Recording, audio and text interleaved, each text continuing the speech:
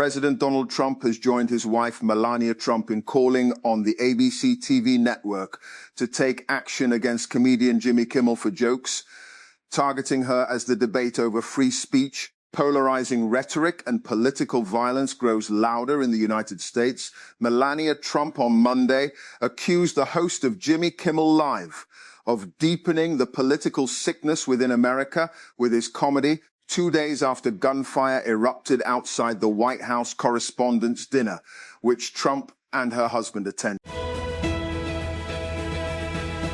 And gunmen have raided an orphanage and kidnapped at least 23 children. Authorities in Nigeria report the gang took the children late on Sunday from an unregistered facility called the Dahala Kitab group of schools, located in an isolated area in Kogi State's capital, Lokoja. Kogi Information Commissioner Kingsley Fanwo said in a statement on Monday. And Pakistan and Afghanistan have accused one another of launching new cross-border attacks.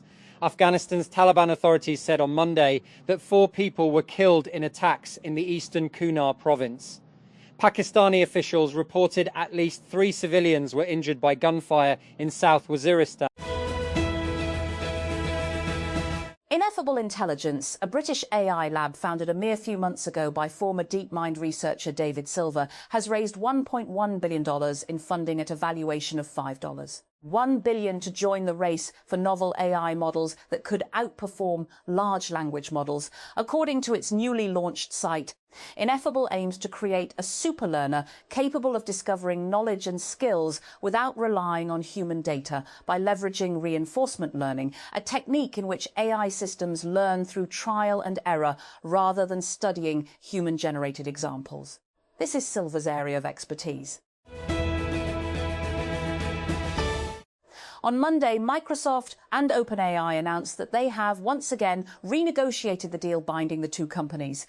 Despite some opinions on X that frame it as a victory for the ChatGPT maker over the Windows giant, both sides are walking away winners. Most important, the new terms solve an issue that was hanging over OpenAI's head since it signed its up to $50 billion deal with Amazon. And Toyota has announced a limited price reduction for the Fortuner in Pakistan, offering both variants at discounted rates. According to the latest advertisement, the Fortuner G is priced at $12,435,000, while the Fortuner V is available for $14,935,000.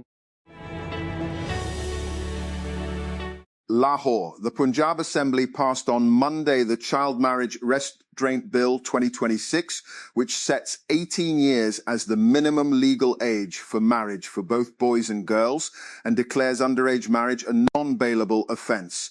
The bill was presented in the Assembly by Punjab Parliamentary Affairs Minister Mujtaba Shuja Rehman.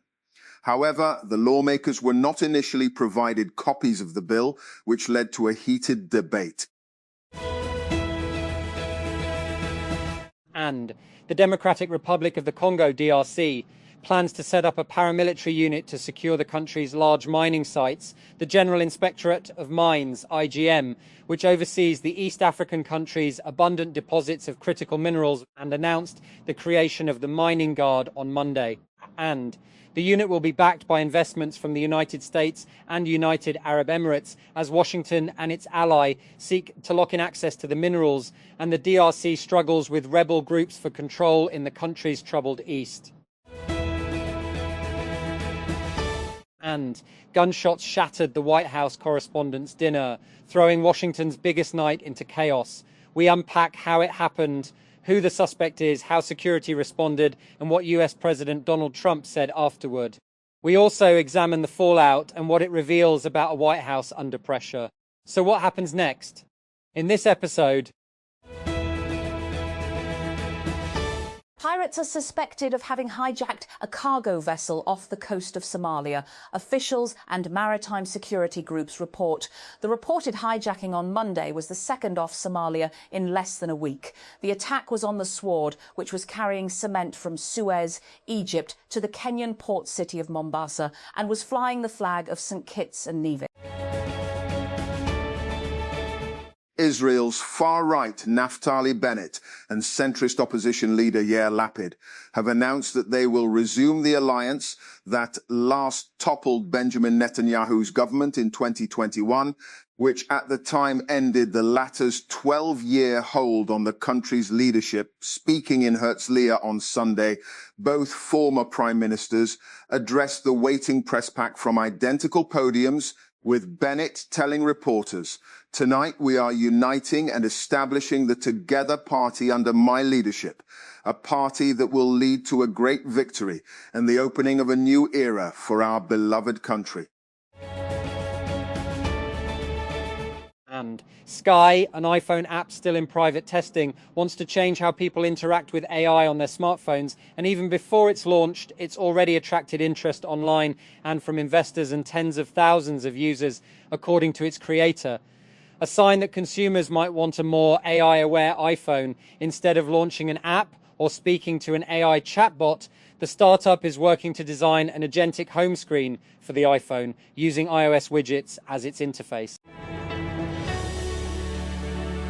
A man accused of carrying out cyber attacks on behalf of the Chinese government has been extradited to the United States, according to his lawyer. Last year, the U.S. Justice Department accused Xu Zhiwei of working as a contractor for the Chinese Ministry of State Security to conduct a series of cyber attacks. Prosecutors allege Xu and co-conspirator Zhang Yu targeted several U.S. universities in early 2020 to steal research related to the COVID-19 pandemic. The two also allegedly hacked thousands of email servers running Microsoft Exchange beginning March 2021 as part of an indiscriminate campaign attributed to a Chinese-backed hacking group known as Hafnium and later Silk Typhoon. The Information Ministry on Monday rubbished reports by the Afghan media alleging Pakistan carried out attacks targeting city and residential areas in the neighbouring country's Kunar province. In a post on X, the ministry shared a screenshot of a social media post by Afghan news outlet Tolo News, which claimed that Pakistan had carried out attacks on the Syed Jamaluddin Afghani University and residential areas. And 8 children are still missing after gunmen raided an unregistered orphanage in Nigeria's north-central Kogi state and kidnapped 23. Authorities have said Kogi's Information Commissioner Kingsley Fanwo said 15 children were rescued due to the prompt and coordinated response of security agencies. And Pakistani jet and drone attacks on the East Afghan province of Kunar have killed at least 7 people and injured 75, among whom are students and a professor at Kunar University, multiple sources have told the BBC. According to the Taliban government, 30 of the injured are university students. And former world heavyweight boxing champions Anthony Joshua and Tyson Fury have signed up for a long-awaited clash later this year. Promoter Eddie Hearn said on Monday, "Signed, sealed, delivered. AJ v Fury is on," Hearn posted on Instagram. The announcement came after that Joshua will return to the ring against Christian Prenga in Riyadh on July 25 in the Britain's first fight since he was in a car accident last December that killed 2 close friends. And a plane has crashed on the outskirts of South Sudan's capital, Juba, killing all 13 passengers and the pilot. The country's civil aviation authority said on Monday that initial reports indicate the aircraft may have crashed due to bad weather conditions that caused low visibility. Mali's security crisis has worsened since rival armed groups have allied and launched coordinated attacks across the country. Al-Qaeda linked Jamaat Nusrat al-Islam for attacks by gunmen that began on Saturday. They were carried out in Kati near Bamako, as well as the capital's airport and other locations farther north, including Kidal, Mopti, Savar and Gao. Tuareg rebels claimed participation in the assaults. And Islamabad, Pakistan, Iranian Foreign Minister Abbas Araghchi has discussed with regional interlocutors a proposal aimed at reopening the Strait of Hormuz but deferring talks with the US on Tehran's nuclear program for later, and during a 72-hour diplomatic sprint across 3 countries seemingly aimed at securing a broader buy-in for the plan. Araghchi on Monday met with Russian President Vladimir Putin in St. Petersburg, and after visiting Islamabad twice in 2 days, the 2 trips sandwiching a meeting in Muscat, Oman. And sources close to these diplomatic efforts told Al Jazeera that senior intelligence officials from several countries were present at the Muscat talks. Canadian Prime Minister Mark Carney says his government is developing a government-owned investment fund. Carney said on Monday that the fund, a first for the country, will invest in major Canadian industrial projects in areas such as energy, infrastructure, mining, agriculture and technology. It will begin at 25 billion Canadian dollars, US 18 BN. And tech companies, including Microsoft and Meta, have been falling in love with natural gas lately, rushing to build power plants fed by the fossil fuel to drive their data centers. But their embrace might be a little too tight. The cost to build one of the facilities has spiked 66% in the last 2 years, according to a new report from Bloomberg NEF, while natural gas prices remain low in the US. And despite the ongoing war in Iran, the price to build a new combined gas-turbine (CCGT) power plant has risen from less than $1,500 per kilowatt of generating capacity in 2023 to $2,157 last year, the report said. What's more, and it now takes 23% longer to complete a new facility. And the National Assembly NA Secretariat has warned the public against fake advertisements and online links circulating on social media and job portals that falsely invite applications for internships. In a statement, the Secretariat said it has not issued any public call for internship applications through online platforms or third-party websites. And Bahrain revoked the citizenship of 69 people over what it described as sympathy with Iran's hostile acts and collaboration with foreign entities.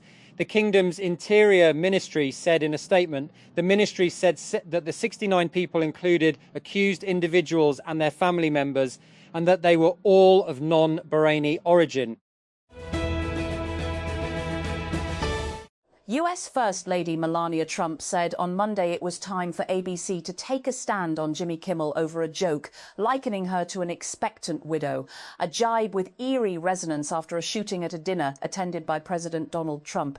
Even though Kimmel made the remark in a monologue days ago, right-wing commentators who support Trump have resurrected it to call for the head of the talk show host. 22 monks have been arrested at an airport in Sri Lanka after officials discovered 110 kilograms, 242 pounds, of cannabis concealed in their luggage. Customs officials said each monk was found with around 5 kilograms of kush, a particularly potent form of the drug, hidden within false walls in their luggage when they arrived in the capital, Colombo, on Saturday.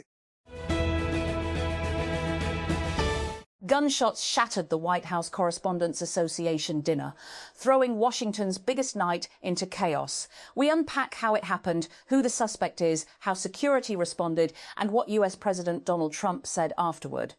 We also examine the fallout and what it reveals about a White House under pressure.